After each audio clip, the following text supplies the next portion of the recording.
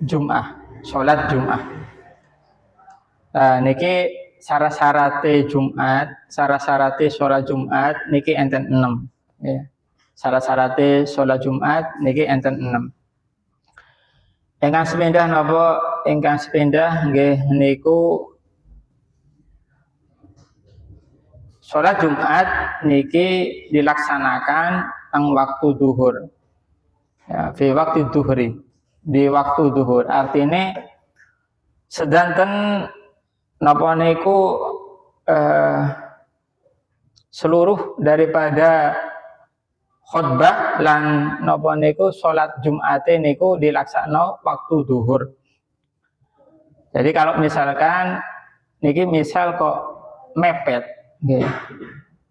Kok mepet waktu daripada duhur ya. Misal kok dereng melaksanakan sholat Jumat, sekiranya kok misal khutbah niki misal khutbah singkat, ya khutbah singkat, lajeng napa niku sholat Jumat kali rakaat, kok misalnya kok boten nyanda, maka pripun? Maka dihukumi sholat duhur. Jadi kalau misalkan kok boten nyanda waktune antara napa niku khutbah Jumat lan sholat Jumate niku maka sholat duhur, dihukumi sholat duhur. Ngoten. Karena itu semua prosesi daripada napa niku Jumat, baik niku khutbah maupun napa niku sholate kudu nyandak di waktu duhur. Ngoten nggih. Sedanten prosesi daripada sholat Jumat saka khutbah lan napa niku sholate niku kudu di waktu duhur lan kudu nyandak. Luas waktunya di waktu duhur. Ngoten. Lajeng persyaratan yang nomor kalih, sing nomor kalih nggih niku napa sholat Jumat niki enten teng napa niku batas desa. Artinya batas desa niki artinya Jumat niku kudu enten teng pemukiman. Jadi Jumat, pelaksanaan sholat Jumat itu harus berada di tengah-tengah pemukiman. Nah, jadi gitu. Di tengah-tengah pemukiman.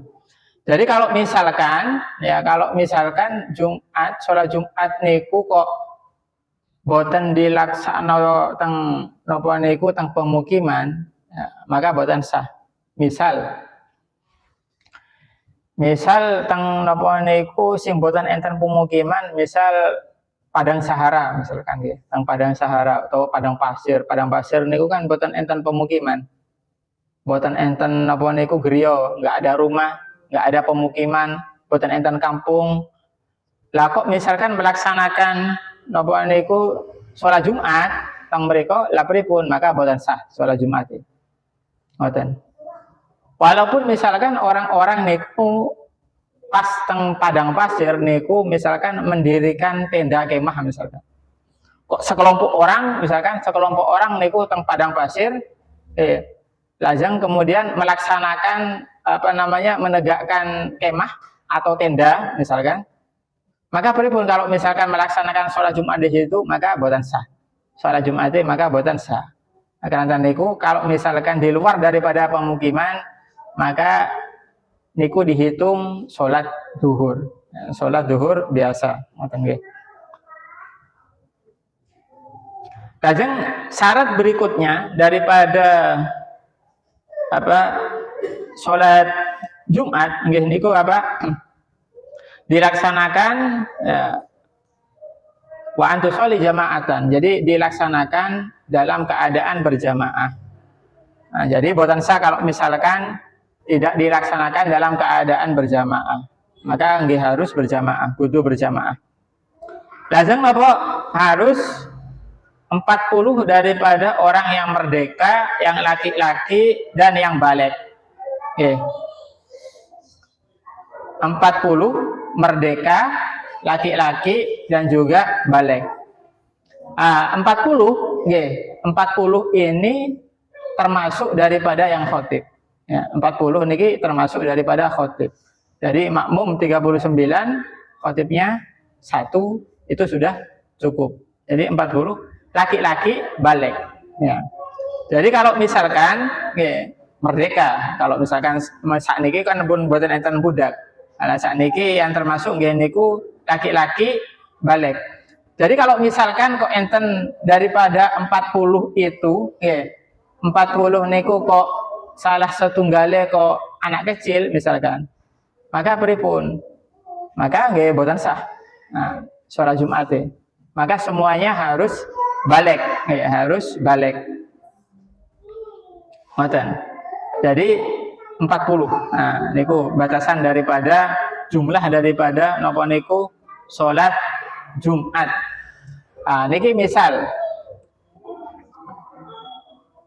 kok pas waktu tahiyat akhir, pas tahiyat akhir kok enten salah setunggale napa niku jamaah makmum. Lah niki pas sing sholat pas 40 misalkan. Sing sholat pas. Lah kok misal di akhir pas tahiyat akhir kok salah setunggale makmum niku kok batal misalkan, batal. Karena batal, misal satu makmum itu ke wudhu sholat, lajeng yang lainnya salam, yang lainnya salam sampai akhir wangsul. Lah pripun niki salate boten sah soalnya yang satu tadi boten sampai salam. Ngoten. Jadi kan misalnya ada pertanyaan, ada satu orang yang berhadas, tapi orang yang ada di rumah sholatnya batal. Itu maksudnya apa? Satu niku batal sholatnya pas tahiyat akhir misalnya. Yang lainnya sudah merampungkan sholat Jumat sampai wangsul tenggeriyo misalkan. Lah pripun? Yang tadi sisa daripada jamaah yang sholat Jumat ini ku boten sah. Soalnya yang satu tadi napa niku boten sampai salam. Itu kalau misalkan pas orang 40 yang sholat Jumat ngoten. Niku nggih. Lajeng kemudian apa? Kemudian syarat berikutnya daripada sholat Jumat nggih niku apa? Mukim nggih. Mustautinin itu orang yang mukim. Artinya orang yang mukim itu orang yang menetap. Orang yang menetap di suatu daerah. Boten lungo-lungo. Itu adalah yang termasuk daripada mukim. Mustautinin itu orang yang netap. Boten artinya dia nggak kemana-mana. Dia tetap di daerah itu. Artinya kan enten tiang niku mukim, enten tiang niku mukim teng suatu daerah, tapi dia itu dia punya rumah di situ, tapi dianya nggak netap. Dia kadang ke sana, kadang niku boten mustaitinin. Niku boten mukim. Niki boten termasuk. Lah yang termasuk daripada syarat daripada Jumat niku mustaitinin niki yang niku nggih mukim teng mriku, boten teng pundi-pundi. Artine apa netap nggih. Napa niku nggih boten teng pundi-pundi. Mukim nggih boten teng pundi-pundi. Lah niku termasuk daripada mustaitinin sing dimaksud daripada sholat Jumat niki. Ngoten nggih. Niki termasuk daripada syarat Jumat. Lajeng kemudian apa? Tidak didahului atau dibarengi dengan Jumat di daerah itu. Ngoten nggih. Jadi maksudnya apa? Maksudnya ini kok misal di dalam satu kampung niku kok enten dua pelaksanaan Jumat, enten dua masjid misalkan teng satu kampung. Lah pripun? Lah kalau misalkan yang satu masjid A kok sudah mendahului melaksanakan sholat Jumat, maka pripun yang masjid B sudah batal, boten sah sholatnya. Kalau misalkan satu kampung. Nah, yang dimaksud dengan satu kampung ini pripun? Kalau yang dimaksud dengan satu kampung itu ukuran, ya. Kalau misalkan ukuran, kalau dikonversikan kilo. Nah, niki kalau dikonversikan kiloan ya, napa niku jarak kilometer. Niki antara satu masjid ke masjid yang lain, ini paling enggak jaraknya apa?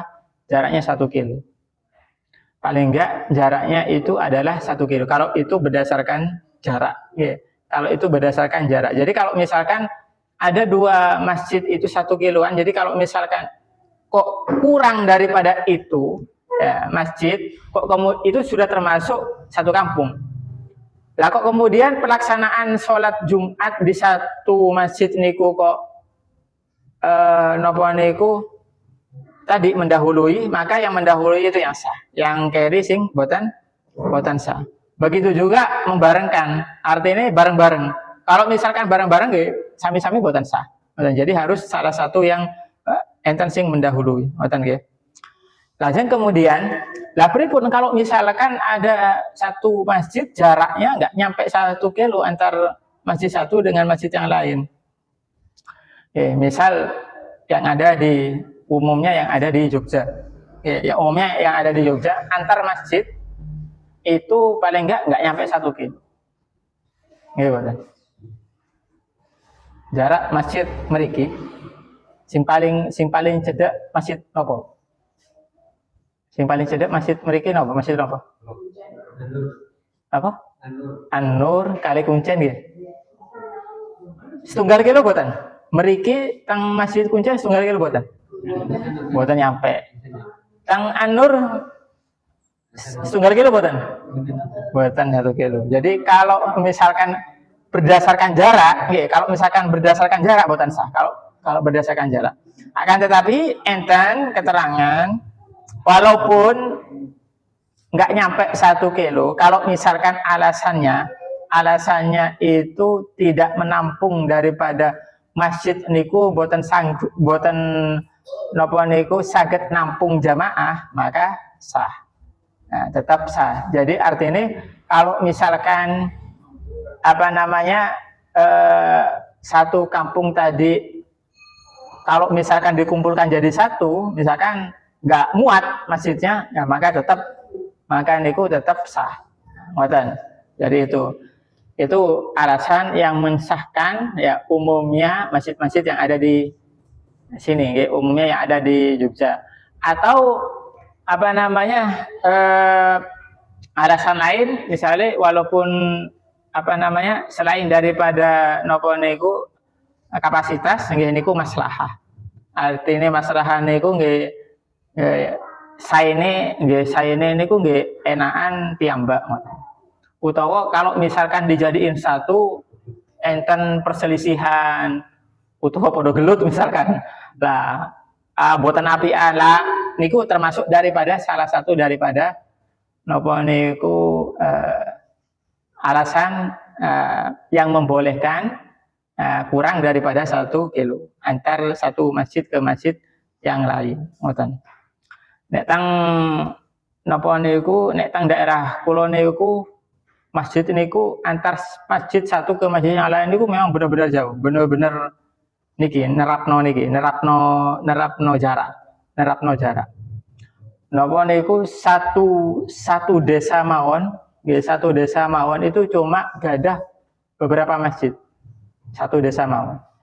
Jadi nerapkan napa niku memang jarak yang sangat jauh baru enten masjid melih. Jarak yang sangat jauh enten masjid melih. Sing teng kampung-kampung, teng dusun-dusun niku musala. Satu dusun musala. Nek teng masjid sing digawe Jumat iku memang jaraknya sangat jauh lah. Kan iki nerapno jarak. Tapi nek teng Jogja memang napa niku keluar daripada niki, artinya menerapkan yang satunya nggih niku boten nampung jamaah lan maslahah niku mau. Jadi tetap sah, tetap sah salate. Ngoten. Lajeng syarat berikutnya daripada napa niku Jumat nggih niku napa dimulai dengan 2 khutbah nggih. Dimulai dengan 2 khutbah. Jadi kalau misalkan kok nggak dimulai dengan 2 khutbah, kalau cuma 1 khutbah nggih boten sah. Maka lah niki khutbatan niki 2 khutbah niki meliputi pokoknya semua sholat sing enten khutbahe niku nggih 2 khutbah. Sanes 1 khutbah. Kalau satu khutbah maka boten sah. Kalau menurut Al Imam Asy-Syafi'i, ngoten. Soalnya nggih kula nggih nate napa niku pas khutbah napa niku Idul Fitri teng napa niku teng kota niku nggih. Teng lapangan niku. Teng lapangan. Nah, kula pas maju teng mimbar niku kok boten enten kursi ini kan. Kursi niku kan ngangge antara satu khutbah ke khutbah yang lain buat duduk. Nggih. Lah kok boten enten kursi ini. Kula matur teng panitiane. Loh Pak, kok boten enten kursi ini? Lah buat apa kursi Ustaz kan? Kursi kan buat itu antara khutbah satu dengan khutbah yang lain. Lah dua khutbah tak ya? Iya dua khutbah. Buat satu bukan dua khutbah. Sini ambilin kursi tak gitu kan. Akhirnya napa niku mundut kursi. Nah itu. Lah ba'da salat, ba'da khutbah, ba'da salat niku matur niku panitia. Lah niki baru sakniki Ustaz teng mriki khutbahnya 2 kali katanya. Jadi semua sholat menurut Al Imam Asy-Syafi'i niku dilalui dengan 2 khutbah. Jadi niku nggih. Terus syarat yang lain yang enggak disebutkan nggih niku napa al-Islam, nggih Islam kudu Islam. Lajeng napa berakal, yang enggak disebutkan di sini, lajeng apa sehat. Nah niki termasuk daripada syarat daripada Jumat. Nah ngoten nggih. Lah niki tambahan nggih, niki tambahan nggih teng kitab Busyrul Karim niki diterangno ngeten. Di dalam Jumat niki enten ada 6 orang, ada jenis 6 orang. Ya, ada jenis 6 orang. Apa yang pertama? Yang pertama nggih niku napa? Yang pertama adalah man talzamuhu wa tan'aqidu bihi wa tasihhu minhu. Wa huwa man istama'at asyurut al-madhkurah fihi. Wala udra lahu. Jadi yang pertama, ya. Macam yang pertama adalah orang yang wajib untuk sholat Jumat dan orang yang terhitung dalam sholat Jumat dan orang yang sah ketika dia mengikuti sholat Jumat. Jadi yang pertama orang yang memang wajib dan yang terhitung dan sah. Sinten niku adalah orang-orang yang tadi yang disebutkan tadi. Orang-orang yang disebutkan tadi nggih meliputi napa? Islam, balik, berakal, kemudian napa niku mukim, kemudian merdeka, kemudian sehat. Jadi itu orang yang wajib, ya, orang yang dianggap masuk, kemudian orang yang sah. Niku yang pertama. Kemudian yang nomor dua, macam orang yang kedua apa? Orang waman la talzamuhu wa la tan'aqidu bihi wa tasihhu minhu. Yang model yang kedua, ya, orang yang tidak wajib. Yang kedua, orang yang tidak wajib hadir sholat Jumat, ya. Kemudian dan juga tidak dianggap, tidak wajib dan tidak dianggap, akan tetapi apa? Akan tetapi sah. Akan tetapi sah, sholat Jumatnya sah. Tidak wajib, tidak dianggap, tidak terhitung dan sah. Siapakah mereka? Mereka adalah apa namanya? Mereka adalah budak, lajeng napa musafir. Jadi kalau misalkan ada orang musafir, misalkan datang ke sini, dia tidak wajib sholat Jumat dan dia tidak dianggap sebagai 40 orang tadi, tapi sah sholat Jumatnya. Nah itu. Begitu juga apa? Anak kecil, anak kecil. Itu kalau misalkan fakih firza itu nggak dianggap dan nggak wajib, tapi sah sholatnya sah. Begitu juga dengan perempuan. Misalnya kok enten napa niku ibu-ibu, kalau niku nate ngajar teng tempel, lah niku masjid kampungnya niku nggih enten sing hadir ibu-ibu cuma beberapa. Nah, niku sholat Jumat. Maka pripun hukumnya ibu-ibu sholat Jumat? Nggak wajib dan nggak dianggap. Nah, ngoten. Dan sah sholat Jumatnya. Tapi sah. Sholat Jumatnya sah. Tapi nggak dianggap, nggak wajib. Nah, niku nggih. Kemudian yang nomor 3 apa? Yang nomor 3 nggih niku macam yang nomor 3 orang yang tidak wajib, ya, tetapi dianggap, ya, terhitung, ya.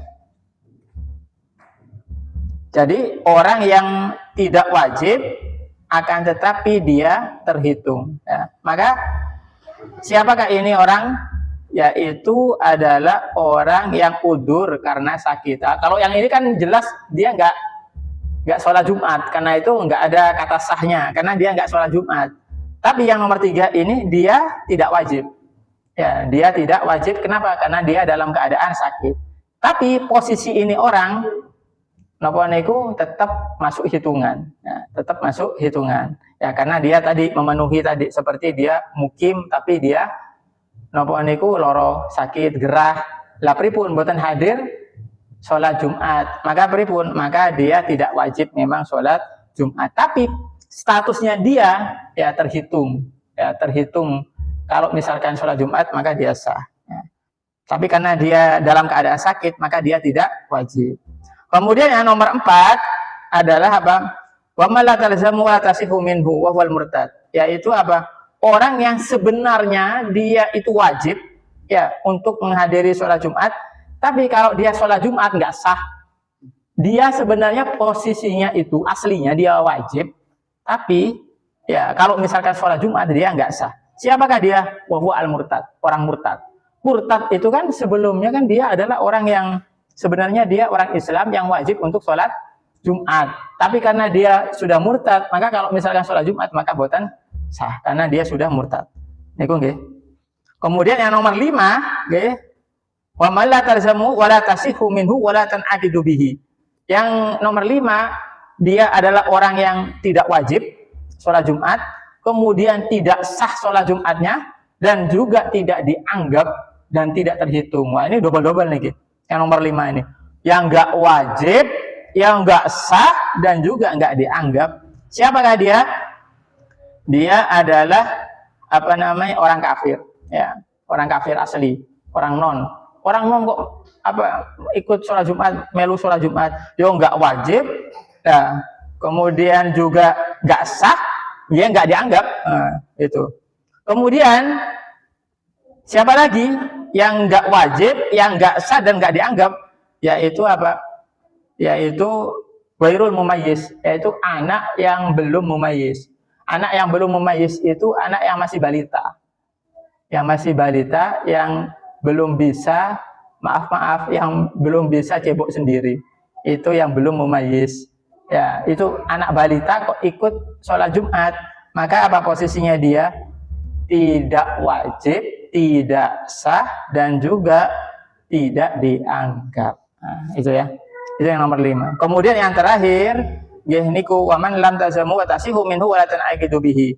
Yahniku yang terakhir, model yang keenam adalah orang ini wajib sholat Jumat ya, tapi dia tidak dianggap, tidak masuk hitungan, tapi sah. Nah, jadi dia orangnya itu wajib ya, kemudian wajib sholat Jumat ya, tapi dia tidak dianggap ya, tapi sah sholat Jumat ya. Jadi posisinya dia itu sebenarnya dia wajib untuk sholat Jumat ya, tapi dia tidak dianggap, tidak masuk hitungan ya, tapi dia sah sholat Jumatnya. Siapakah dia? Yaitu adalah dia adalah orang yang mukim ghairul mustaitinin. Jadi mukim tapi dia tidak mustaitin seperti tadi itu. Jadi punya rumah di kampung itu, tapi dia sebenarnya nggak nempati rumah itu. Sering keluar, sering lungo, mungkin punya 2 rumah. Yang satu rumah yang di kampung itu cuma sebagai tempat persinggahan misalkan. Nah, ini posisinya ya, dia itu ya sebenarnya dia itu orang yang wajib, kemudian dia tidak dianggap, tapi sah kalau misalkan dia apa namanya sholat di situ ya. Kemudian orang yang ada di luar daerah tersebut, kalau misalkan mendengar azan, orang di luar kampung kok kemudian sholat di sini, itu juga termasuk, juga termasuk daripada orang yang wajib ya, orang yang mendengar ya, orang yang mendengar azan Jumat, tapi dia di luar daerah, dia posisinya adalah orang yang wajib sholat Jumat, kemudian dia tidak dianggap tapi sah untuk melaksanakan sholat Jumat. Jadi ada 6 model daripada tadi posisi daripada orang untuk melakukan sholat Jumat.